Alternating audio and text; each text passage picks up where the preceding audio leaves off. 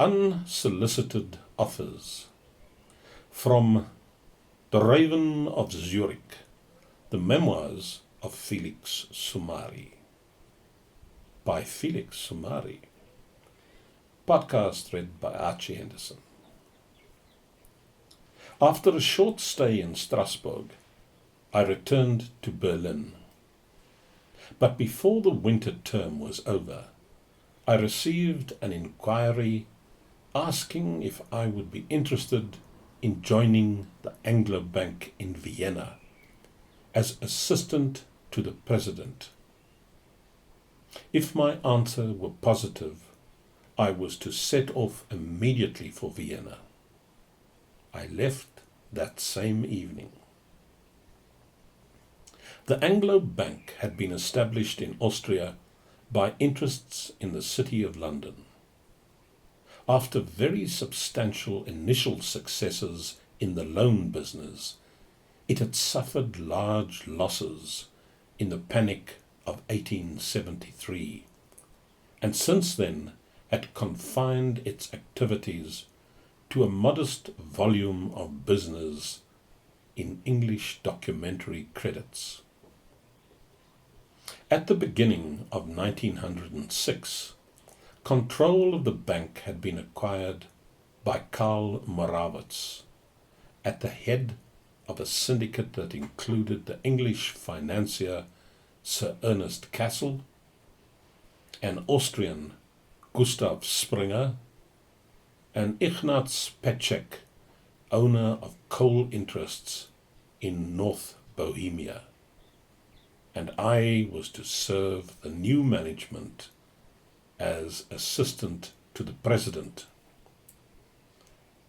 When I entered the office of Karl Morawitz early one March morning in 1906, he had been president of the bank for just 3 weeks. He received me with a question. "What bank did you work in?" "None." "I see. Well, what am I supposed to do with you?" "I did not apply for this job, and can return right now to the place I came from." "Is there anything you can do for me, in fact?" "I'm used to giving more to people I know than I get from them, and would feel ashamed of myself if the opposite were the case." Morawitz observed me for some time. "All well and good, but with those principles you'd be better off as a cardinal than a banker.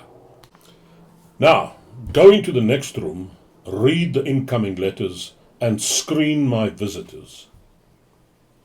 1 week later, Morawitz was compelled by illness to be away from the office for a few days. In his absence, I dealt as a matter of course with his correspondence.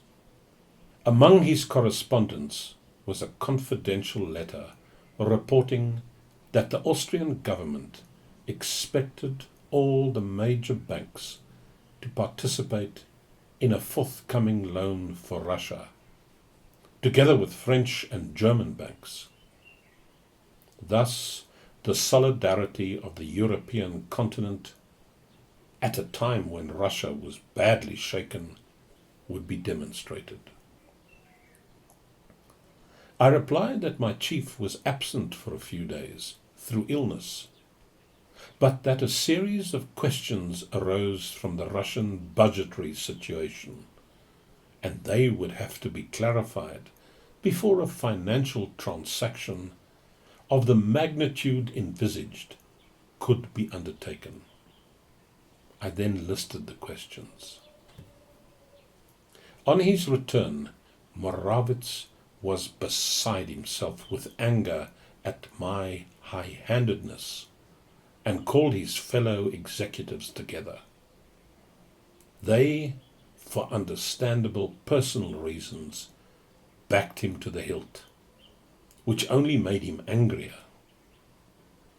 As I awaited dismissal, Morawitz picked up the telephone to repudiate my letter to Blum. But after the first few words, Blum appeared to be giving him a detailed answer, and Morawitz calmed down. He ended the telephone conversation and turned to me. "You won't believe this, but there are people who are even more dumb than you." Then he turned to the assembled executives and said, "Blum's just told me that he rang Fischl, the chief executive of Mendelssohn's in Berlin, the head of the German consortium, to pass on those questions about the Russians. Fischl thought them very important and sent them on to the French syndicate." Morawitz did not say a word in recognition of my role, but that was his way. Participation in the Russian loan was to cause grave problems for the Anglo-Bank. The London Committee members were furious at this action in support of Russia and threatened immediate resignation, which would have seriously damaged our acceptance business and endangered the bank's standing. Our London Committee consisted officially of 2 partners in London merchant banks of standing, and unofficially included Sir Ernest Cassell and several of his friends, including Joseph Chamberlain. Faced with a summons to come to London, the members of the Vienna Executive Committee hesitated, fearing certain defeat. Morawitz turned impatiently to me. "You've never been to London. Now let's see what you can do. Say to the Englishmen that our government pressured us into the loan for the sake of European solidarity, and we had to agree. You can say that it was my illness at the time that prevented our getting London's agreement. Just keep them from jumping overboard. How you even begin, God only knows." In London, Lord Hillingdon, chairman of the English Committee, let me wait for 3 days before deigning to send me any word. On the 4th day, I received a note, signed by his secretary, bidding me to call on Sir Ernest Cassell. The usual polite formulas were omitted, which in England of that time struck me as particularly pointed. At Cassell's office I met the members of the London Executive Board and several representatives of the shareholders. I knew nobody, and the reception was frosty. I had hardly begun my prescribed formula about the pressure from the Austrian government when Lord Hillingdon interrupted me. "What do we care for the solidarity of the continent? You have helped our deadly enemy Russia, which is in conflict with our one friend, Japan.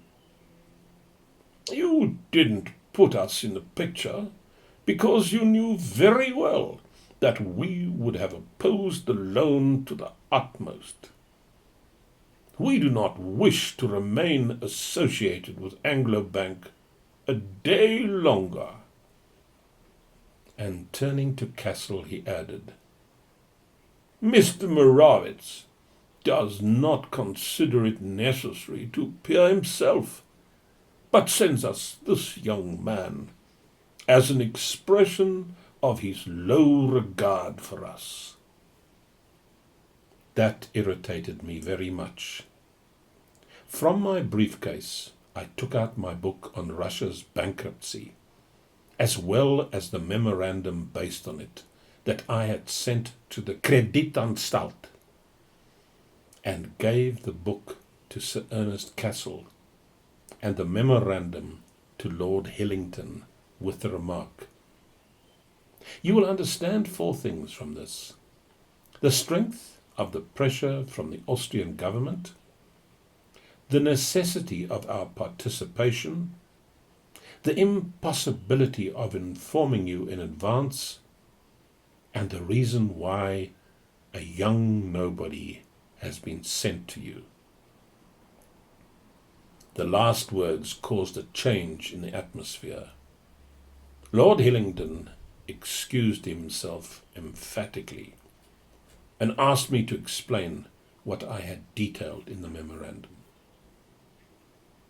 The Englishman sat there smoking, said not a word, and looked at me occasionally with obviously friendly expressions. That lasted at least 5 minutes. But for me, then unused to English ways, it seemed an eternity. Then Castle, who had meanwhile leafed through my book, asked me when I was returning to Vienna. When I answered tomorrow, he asked me to prolong my stay for a day and dine with him the next evening at his home. The next morning I went to Cambridge to see the economist Alfred Marshall, and that evening presented myself to Castle, who said, "You did well yesterday. At first I thought you were acting on the instructions of my old friend Moravitz. But I spoke to him today on the telephone, and he didn't know anything about it. I've given your book to a certain person who is very much interested in it." Since at that moment a man came in, whom Castle introduced as Joseph Chamberlain, I thought he was the person alluded to.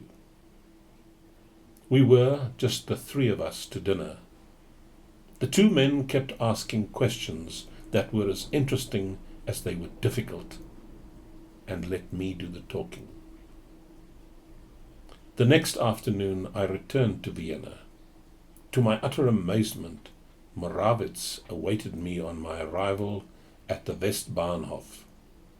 He greeted me in his ironic fashion with the words, "For once you did something right. I wouldn't have thought it of you. We'll have supper together." Castle spoke to me, but I couldn't understand a word he said, except that the English group will stay on our board. We ate in his house on the Schwarzenbergplatz, just the 2 of us. For a long time there was a silence. His face cupped in his left hand, Moravitz gazed intently at me, then suddenly said, "What kind of book was it that you gave the English people?" "Oh, a quite superficial pamphlet on the inevitability of Russian bankruptcy." "How does one get a copy? Who is the author?" "I am," I answered. "Are you mad?" cried Moravitz. "I wrote the book in Berlin." "And I knew nothing about it? Do you imagine I would have asked you to join the bank if I had any idea about that? You're the most dangerous man I ever met. While I am participating in a Russian loan operation, my representative gives out his book on Russian bankruptcy, and Castle is so fascinated by it that he passes it on to the king himself. A splendid mess altogether. In London, they'll consider me a madman." Let me just explain what actually happened in London. I recounted the entire episode and ended by saying that I would now leave the bank. "I suppose to go and join Castle," Moravitz added. I had not thought of that. Don't try and pull the wool over my eyes. He himself asked me if I'd be willing to hand you over to him. And like a fool, I said no. He didn't mention anything to me, and I would not accept an offer in any case. This evening has proved to me that I can't get along with a boss. I'm simply not cut out for that. All right, let's be serious for a change, said Moravitz. I've been in business for over 40 years, and you for just 3 months. I cannot put a young man of 24 on the board or make you a managing director without risking a mass resignation of all my executives. Stay at the bank as assistant to the president, and I'll make up, out of my own pocket, the full difference between your salary and that of a senior managing director. You will be nobody's subordinate. Officially, of course, you'll report to me, but only for the form, because for you, I won't be the president, but your friend. I accepted this unsolicited offer.